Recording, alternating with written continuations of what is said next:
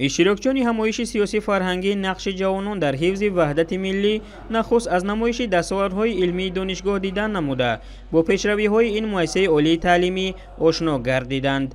گفته شد که سالهای اخیر هیئت آموزگاران و دانشجویان دانشگاه آموزگاری به دستاوردهای نظررس نائل گردیده در آزمون و المپیادهای سطح بلند از جمله آزمون‌های جمهوریوی فروغ صبح دانایی کتاب است، علم فروغ معرفت و غیره جایهای نمایان را اشغال می‌کنند. سپس هیئت مهمانان را با آثارخانه دانشگاه که از گوشه‌های علاهیده عبارت است و عالم نباتات و حیوانات تاجیکستان، تاریخ خلق تاجیک و تاریخ دانشگاه را بازگویی می‌کند شناس نمودند.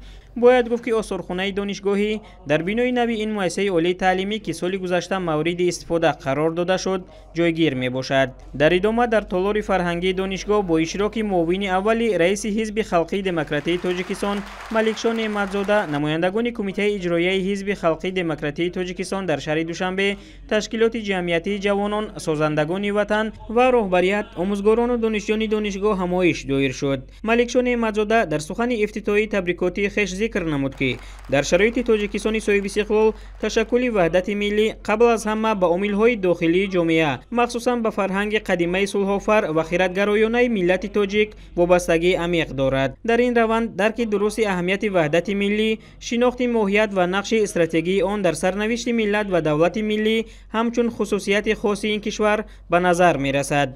رکتور دانشگاه دولتی آموزگاری تاجیکستان به نام صدرالدین عینی اهل‌دین عبادالله‌زاده در نوبت خود بیان نمود که بدون شبهه وحدت ملی از بزرگترین نعمت‌های جامعه است که تنها در شرایط صلح و ثبات همدیگر فهمی و دوستی و برادری استوار می‌ماند. وحدت ملی پایه رشد استوار جامعه، امنیت ملی و پیشرفت هر یک ملت است. همچنین در همایش آموزگاران و دانشجویان در رابطه با نقش جوانان در حفظ وحدت ملی ابراز اندیشه نمودند. در همین چاره‌بینی رکتور دانشگاه با مدال جشنی 30 سالگی حزب خلقی دموکراتی تاجیکستان و یک قطار فعالان با سپاسنامه سرفراز گردانیده شدند.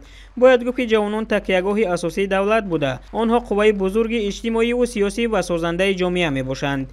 در جمهوری تاجیکستان زیاده از 60% اهالی را جوانان تشکیل می دهند. از این رو اشتراک فعالانه جوانان در تحکیم صلح و ثبات و حفظ وحدت ملی اهمیت کلیدی دارد. در قسمت فرهنگی چاره‌بینی از جانب هنرمندان انسامبل چهره‌نمای دانشگاه سرود و ترانه‌ها در وصف وطن، وحدت ملی و استقلال سراییده شد.